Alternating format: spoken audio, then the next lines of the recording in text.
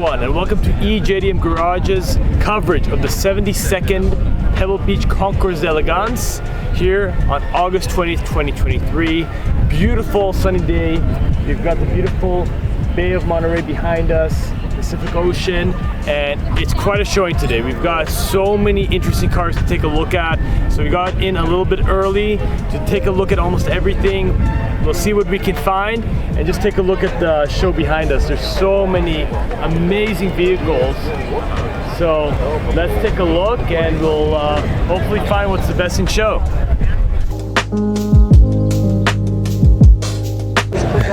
So it's a 1915 Stutz Bearcat, which is sort of the Playboy bad boy balls out on the dirt road racer of the day. This is a barn find car that was believed to just be folklore until it was found. In fact, we had a hard time convincing the judges of the legitimacy. But wow! When was it found? It was found back east in a barn, and the restoration was about a 6-year effort. And uniquely, all of this sheet metal on the car is original. There's been no new panels created. Even the wood on the dash is original, as is the block, etc., which is very difficult to document because there was a fire in the 20s at the factory and all the records were lost. But we were blessed to have a really good historian help us with all the documentation, because the judge, honestly, at the beginning, the panel did not even believe it was a legit original because they thought they'd seen them all. But we had the right docs. Wow, that's awesome. And your outfits, I see. Yeah. So who's with you here that has all these matching outfits? Your whole team. My friend, the owner of the car, is over there. Then my wife and his wife. Okay. I own an automotive brand called Icon, and I'm just a geek craftsman. So I dug through the archives, found the original Indy race suit photos, and then I designed and handmade. And my buddy changed these and made the hats, and we sourced the vintage boots and the goggles, and it used to be such a big part of Pebble, and it sucks. Know. It's like a dead part of the tradition. Yeah, I know. It's every year I see less and less people getting the matching outfit, period correct. It's like, come on, it's the big part of it. So, in my opinion, Sandro should reintroduce it as a bonus point system as part of judging. It's only going to get these people to jump. I'm with you on that one. But I tell you what, the experience being in period, the conversations that we've had, and like doing the drive, the engagement is like next level. Like we've met so many incredible people by just going all in. For sure. Wow. Well, thanks for bringing it up, and thanks for dressing up in the period correct outfit for the car. Well, thank you, sir. Yeah. Thanks for the interest. Great. All right, guys. We have a very special car. Please introduce yourself, sir. My name is Jay Hubbard. I'm the automotive collections manager at the National Automobile Museum in Reno, Nevada.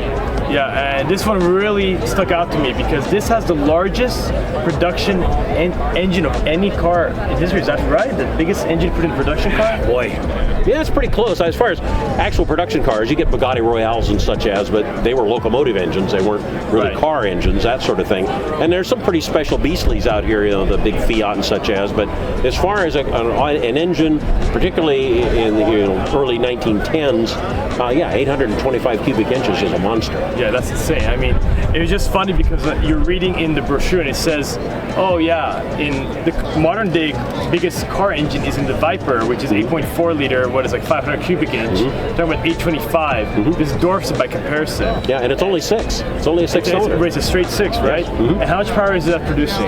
Well, I don't know what actual horsepower is. Horsepower at this time is a mathematical equation taken from James Watt and steam engines, where they take the bore of the cylinder and the number of cylinders and a magic number, and they put it all together, and basically it's how many horses we think it'll replace. Though you're not going to have 66 horses dragging you around. So mathematically, it does come out to be one of the strongest automobiles on the roads in America, and it's thoroughly capable of what we consider today to be freeway speeds. If you have the courage to do that on these skinny little tires, and two-wheel brakes and that sort of foolishness. What's the max speed you've seen this one go? I've never, being how it's not mine to play with, museum stuff, I've never had the room to get it in fourth gear. Wow. I don't have the space to be able to drive it like that. But I'm sure it has a lot of torque. Oh, it's incredible. Basically it's designed so you can, once you get the car in second, fourth gear, you really don't have to downshift. You just kind of slow down, and there's enough torque to get you back going again from wherever you're at. Well, thanks for bringing it over. Oh, my pleasure. Take a look at this. But it looks amazing. I'm excited to see this one. And bear in mind now, this restoration in this car is darn near 60 years old. Wow. Yeah, this was done by Mr. Harris Shops in the late 60s. Very well done. Well, you fooled me. Okay, enjoy the rest of the show, sir. You too. Over here we have one of my favorite cars, the 1937 Court 812. It's actually my favorite front-wheel drive car of all time, I think. I mean, this thing is so beautiful. Look at the interior with that Art Deco gauge cluster. Super powerful, handles great, aerodynamic, very sporty. I mean, this is my kind of car. Just had a really beautiful Art Deco style design and very modern for its time, and it looks just as good today as it did back in 1937. The 1937 Court 812, one of the most influential cars of all time, with that front wheel drive design, and it is a legend. Over here we have a 1931 Cadillac 452 Fleetwood convertible coupe with the legendary 452 cubic inch Cadillac V16 engine. Cadillac built over 3,300 of these between 30 to 32. It was really amazing because this came out during the Great Depression, and before this the biggest engine were the V8s, and Cadillac just came out with a V16, blew everyone out of the water. Nice license plates, V16. Can't go wrong with a V16.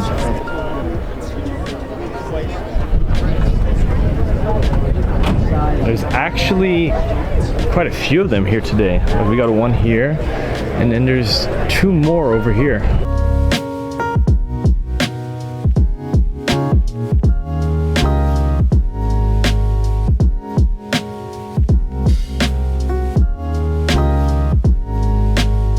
Here we have a 1929 Court L29 Cabriolet. This is one of only 300 made and is the oldest surviving one still around. And for those who know Court, this is the first ever production front-wheel drive car, and it is so revolutionary for its time. And what's really crazy about this one, it has only 4,000 original miles. Yes, that's 4,000 miles in almost 95 years. And whoa, most people put more miles on their car in just a few months. So very, very special car here. I love Court. Look at these headlights, so iconic. Awesome, awesome stuff. Here we have a 1932 Auburn 12, named because of its V12 engine. And while other V12s at the time were focusing on making very luxurious cars, here Auburn was working on pretty much a speed, and this thing has some records. It broke the quarter mile time. It had the time of 89 miles per hour average over 500 miles, which is again a record. So this thing was seriously fast, and it's just a really sporty design with wonderful Art Deco styling here, which I just love from the 30s cars. Beautiful stuff here. 1932 Auburn 12.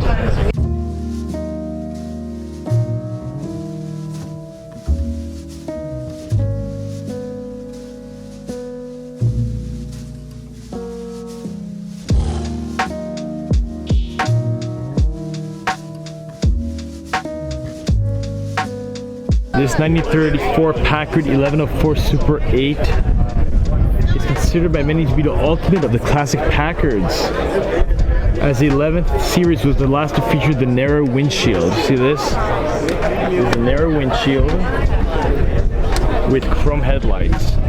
1104 is based on a 142-inch wheelbase, a mid-length offering between the 1103 and the 1105 series, and featured a 384 cubic inch straight 8-cylinder engine capable of 145 horsepower.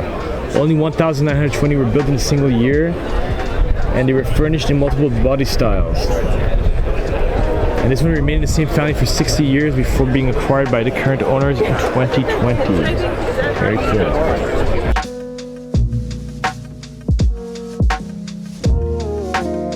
Okay, so there's quite a few Cadillac V16s here today, but this one's my favorite. This 34 Cadillac V16 Coupe, and we're here with the owner, Don. Please tell me a little bit about this thing. This is a Fleetwood bodied V16 called the stationary coupe. It has a 154-inch wheelbase, which is the same wheelbase a town car would have had. Wow, it's like a 7-passenger. Yeah, this is a 2-door coupe, of course. V16, 452 cubic inches, 175 horsepower. Rides and drives great. Got a lot of power, very smooth, heavy car. There are 4 of these in the world. 2 34s, a 35, and a 37. We have this one and we have a 35, a black car. They went into a barn in 1971. We took them out of the barn in 2019. That's the good news. Bad news is the barn flooded twice. Wow. Had a lot of damage, and it took us this car about 3.5 years to restore it.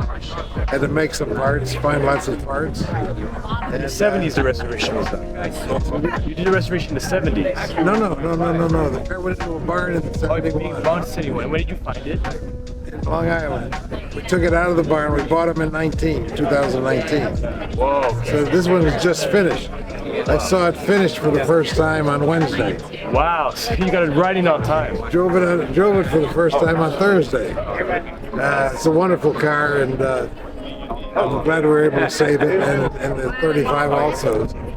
Terrific car. It's very rare. Wow, well, thanks for bringing it in, and amazing job. Speaking to your restorer earlier, the fact you were able to save this from a flooded barn a couple of times, wow, you could not tell. I mean, it's here in Pebble Beach, and well deserved. Thank you very much. Enjoy the rest of the show, sir. Appreciate you Thanks for bringing coming it in.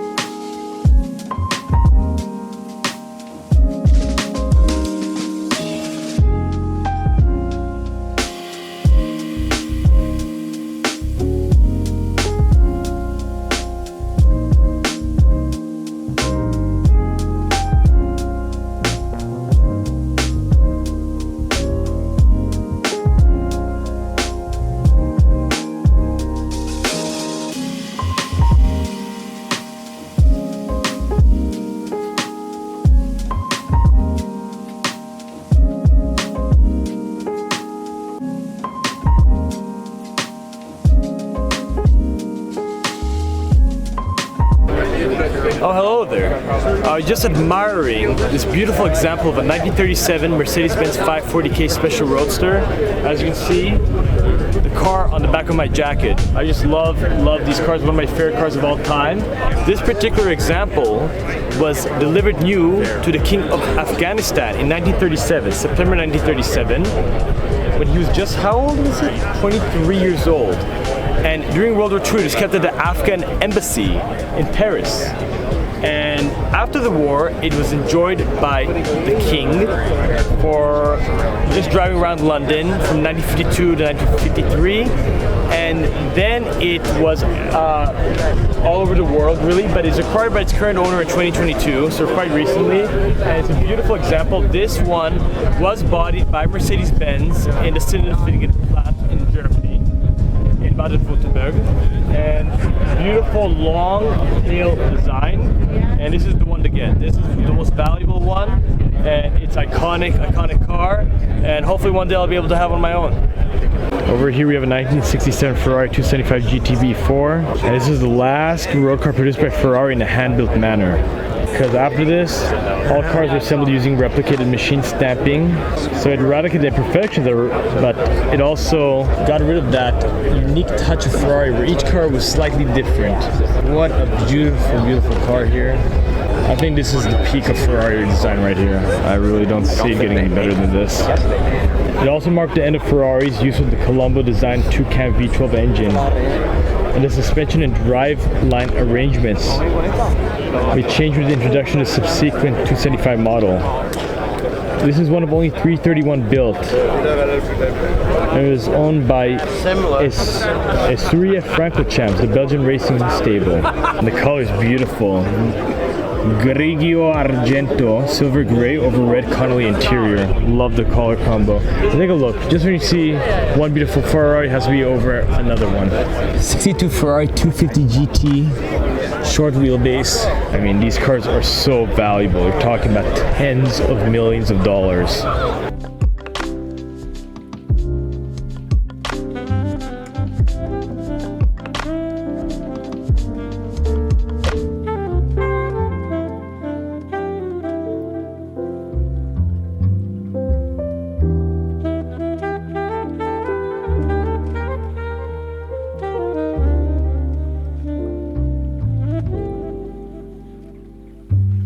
Here's a super rare Ferrari I haven't seen in a long time. A 53 Ferrari 212 Intervigionale Coupe. It's number 23 or 26 built with this coachwork. And only 4 with this design. Interesting. When they exhibited at the New York Auto Show in April '53, it is heralded as the most beautiful car in the world by Auto Sport Review magazine. I mean, this thing is so cool.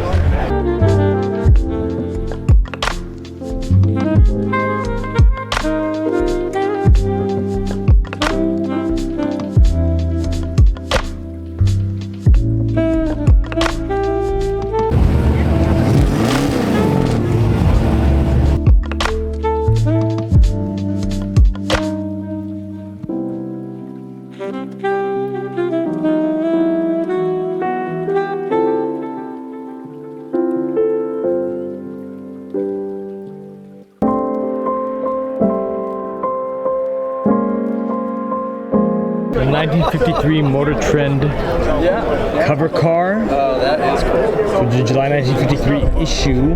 1951 Manta Ray Roadster. Custom built. This is just one of one. Not at all. I love all this. You guys have to see this thing. It is so wild. The whole idea was incorporating a jet design into a passenger car, and it still has the original fiberglass body on it. And look at the interior here.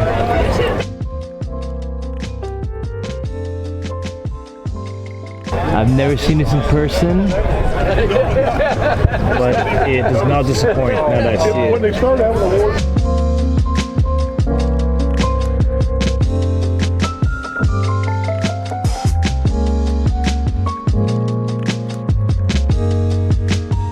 Look at this, 1953 Maverick Sportster, one of only 7 made. What's cool about this, you could order it 1, 2, or no doors. Take a look, no door on the driver's side. Right over here, you come in through the passenger side only.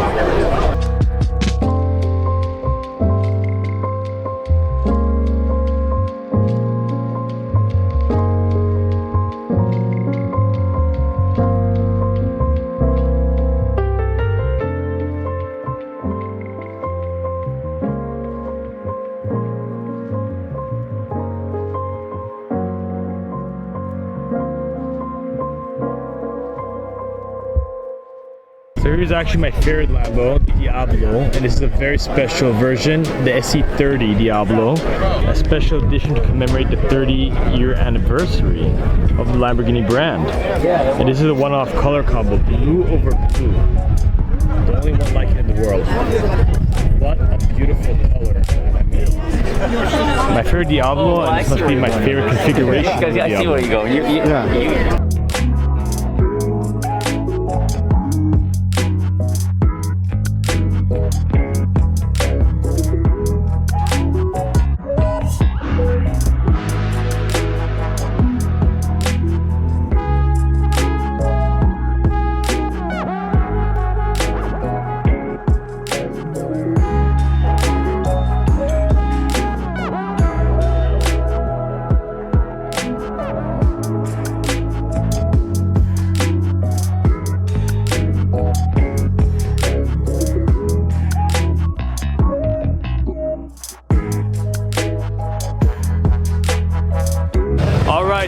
behind me, we have the winners in the best of their class.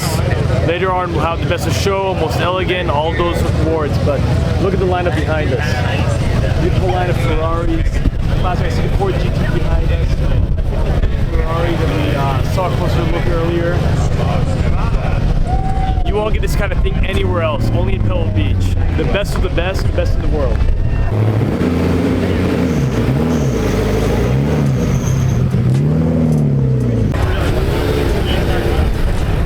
This looks like the McLaren F1 I saw at the Gooding & Company auction a couple years ago with only 242 miles, but I'm not sure if it's the same one. But I haven't seen another McLaren F1 in that color, so it might be.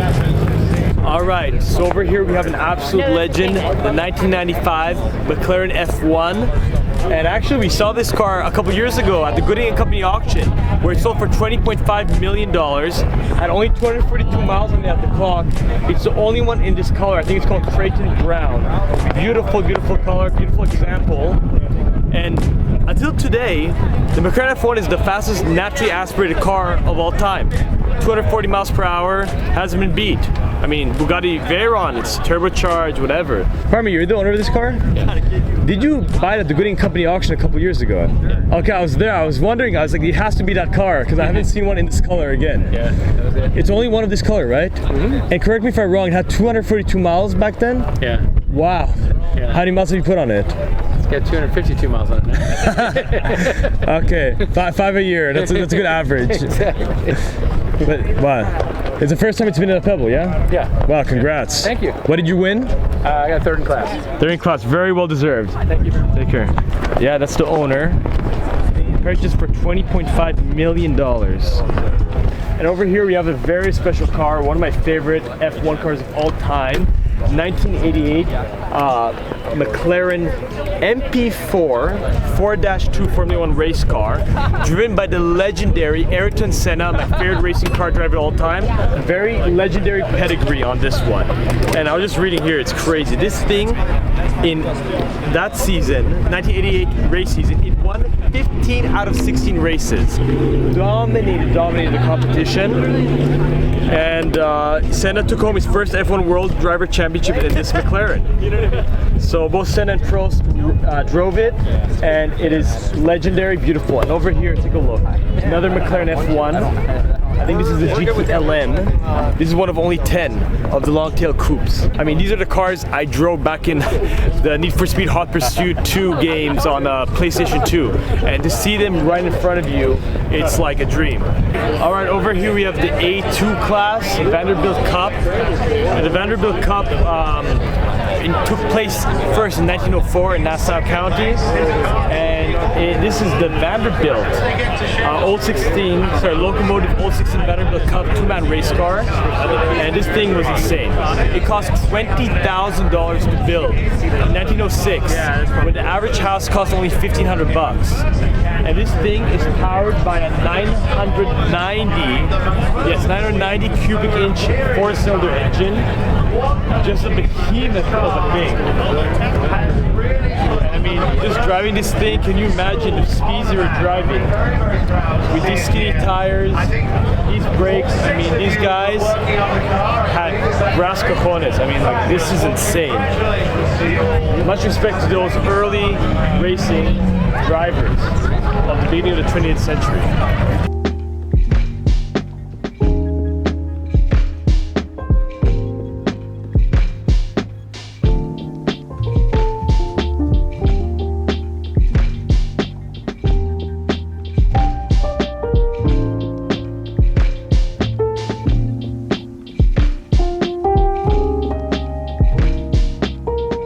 So over here we have a 1965 Ford GT40 Mark I.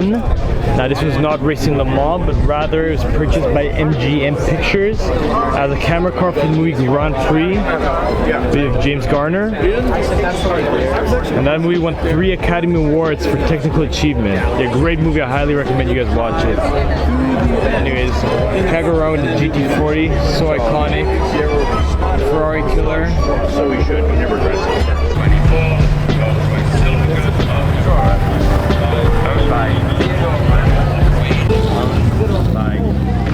Famous collector and a good friend of mine, Mark Smith.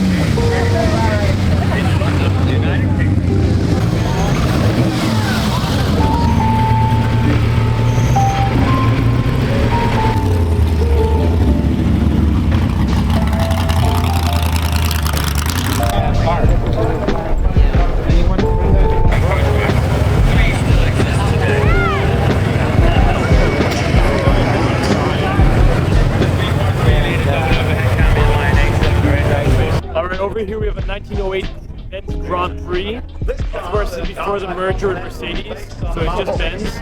They only merged after World War I, after 1918. So this one took place second, third, and seventh place in the French Grand Prix. Very cool car. It weighs only 1,200 kilograms and produces about 120 horsepower.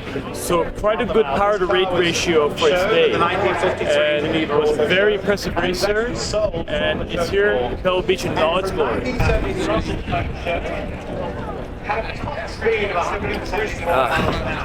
Don't mind me, just enjoying a refreshing water bottle. And guess what? Same car on the bottle here, 2017 Pebble Beach Best in Show winner, the 1929 Mercedes-Benz S-Barker Tour is right in front of us.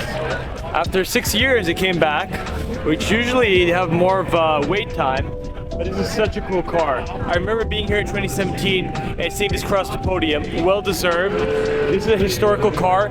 When it debuted in 1929, it was the most powerful road-going vehicle in the world. And the owner, Laura Howe, competed in many races such as the Megillah. And he won many, many races over the years. And it is beautiful.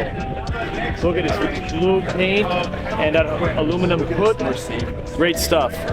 So we have the 1928 Mercedes-Benz 680S Torpedo Roadster. I love that windshield, look how short it is. And this one, Best of Show in Pebble Beach 2012. I mean, this category just, is flooded with Best in Show winners. And who can't love these Mercedes-Benz supercharged engines?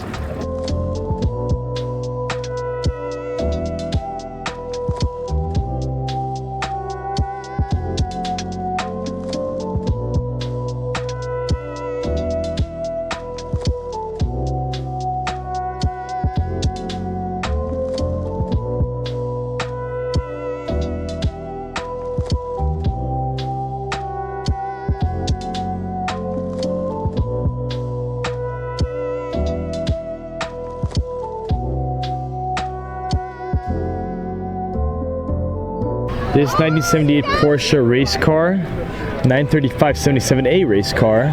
This is the pinnacle of Porsche race car offerings. They went all in, making a crazy beast with 700 horsepower. It's based on a 911. Some of these cars, including this one, were sold to customer racing teams once Porsche Motorsport discontinued its work racing campaign. And this car has enormous success. It won Le Mans, its class in 78 and 1980, and won outright at Sebring in 84.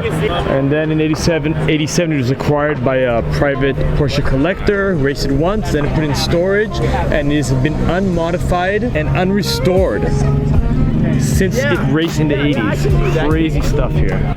Alright, I'm here with Steven with this really cool Countach. I started with the police siren and then read about it. It was in the 39th Monaco Grand Prix, the pace car. So I was reading, it was in storage after the Grand Prix for 30 years, is that right? Yeah, actually, I believe the car came out of Belgium. There was a gentleman that owned the car for many years and never really did a whole lot with it, just kind of had it around, but it was a car that John was able to acquire, brought it into Miami, did a lot of preservation work on the car, took the engine out, sent it out to Italy, had all mechanicals gone through, but tried to leave as much of the originality of the car as they could alone. It actually ran 2 years on as a pace car, both the 39th and 40th for the Monaco Grand Prix. But what's interesting about this car is it was Jean-Claude Mimram, who was one of the Mimram brothers. I believe it was Patrick Mimram was the other gentleman's name that owned this car at the time. It has some special options like the unique door panels and the side pocket holster that you see there is the only Countach that actually ever featured those side pockets. Wow. So a couple little unique details that just made onto this car. I guess you can do that from there. And when it was found in 2019, it only had 5,000 miles on it? Yeah. But it didn't have the siren, that was sourced. No, so we sourced this with after looking at photos, this is the correct, Twin Sonic Federal Design Corporation, whatever. Yeah, it's pretty much used on all the police cruisers of the era, and I guess it's period correct. It looks really good. They got the decals right and everything. So they changed the graphics a little bit from the 39th to the 40th. The 40th graphics were a little bit bigger, but this is the first time the car is showing graphics. It is the first time in Pebble? Yes, first. Wow. Okay, well, thanks for bringing it in. It's really cool. Thank you. Thanks.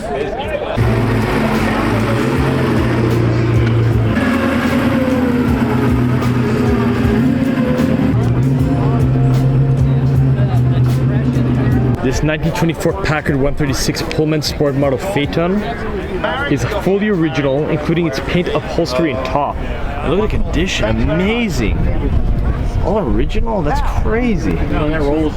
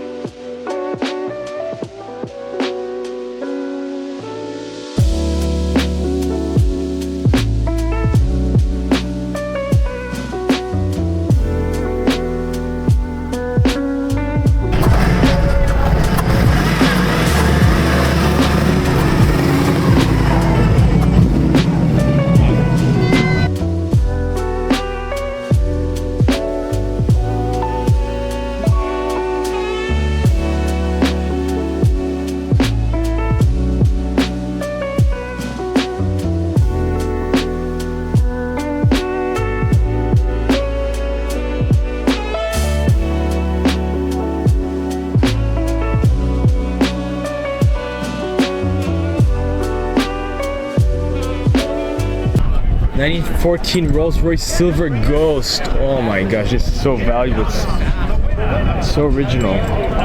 This Rolls-Royce Silver Ghost with a tour body by Brewster was purchased new by the Goeletz family, real estate moguls of New York and Newport, Rhode Island. The Goeletz kept the Rolls-Royce at their Park Avenue address, and it remained with the family for over a century. Its second and current owners, Don Aarons and David Gooding, acquired the car in 2021.